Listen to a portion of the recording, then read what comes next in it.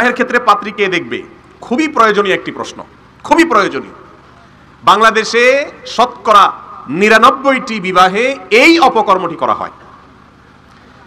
বিয়ে করবে একজন, পাত্রী দেখে তার ১৪ গোষ্ঠীর সমস্ত পুরুষ। এই রোগটা আপনাদের এলাকায় আছে না নেই? ছেলে বিয়ে করবে, সে তার বউ দেখবে, ছেলের সাথে, ছেলে তো দূরের কথা, ছেলের আগে ছেলের ভগ্নিপতি দেখে, বড় ভাই দেখে, মামায় দেখে, খালুয়ে দেখে, ছেলের বাপে দেখে, অনেক সময় পুরো গোষ্ঠীর সবাই দেখে, আসল জন ছেলেই দেখে না। ঠিক না ঠিক?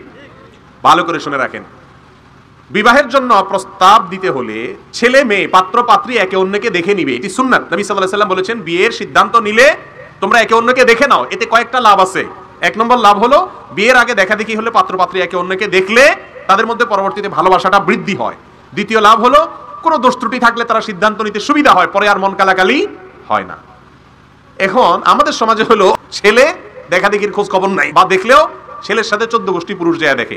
ভালো করে শুনে রাখেন, বিয়ের জন্য প্রস্তাবক ছেলে, পাত্র তিনি ছাড়া পাত্র পক্ষের অন্য কোন পুরুষ পাত্রীকে দেখা জায়েজ নাই, এটা হারাম।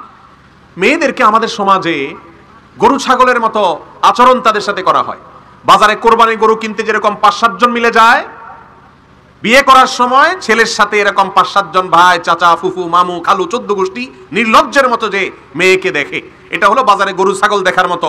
মানুষকে অপমান করা, পাত্রী মেয়েকে অপমান করা, নারী জাতিকে অপমান করা, এটা কোন অবস্থাতে ইসলামে জায়েজ নাই। পাত্রীকে দেখতে পারবেন পাত্র নিজে আর তার পরিবারের মেয়েরা, পাত্রের মা, বোন, ভাবি, তারা দেখবে, কিন্তু অন্য পুরুষরা দেখতে পারবে না। হারাম, সম্পূর্ণ হারাম। এখন মুশকিল হলো, ছেলেরা যারা বিয়ে করবে, এরা যদি বলে, বাপকে যদি বলে যে আব্বা বিয়ে তো আমি করব, আমার দেখার কথা, তুমি দেখতে আসছো কেন, তুমি বসে থাকো, আমি মেয়েটা দেখে আসি, তাহলে এই ছেলের তো মায়ের একটাও নিচে পড়বে না, সব পিঠে পড়বে। বলবে যে বেটা বেয়াদব, বিয়ের আগে থেকেই তোর বউ তুই দেখবি, পরে জানি কি করবি। তো মুরব্বীদেরকে বুঝাইতে হবে, বাবারে বিয়েটা হয়ে গেলে এরপরে তোমার পুত্রবধূ তুমি সারা জীবন দেখতে পারবা ইনশাআল্লাহ, কিন্তু বিয়ে হওয়ার আগ পর্যন্ত ইসলাম শুধু আমাকে দেখার অনুমতি দিয়েছে, তোমাকে দেখার অনুমতি দেয় না। এটা বাজারের গরু না। কথা কি বুঝাতে পারছি? আল্লাহ তাআলা আমাদেরকে সৎ সাহস নিয়ে এই সমাজের কুসংস্কার এবং অনাচারের বিরুদ্ধে দাঁড়ানোর তৌফিক দান করুন।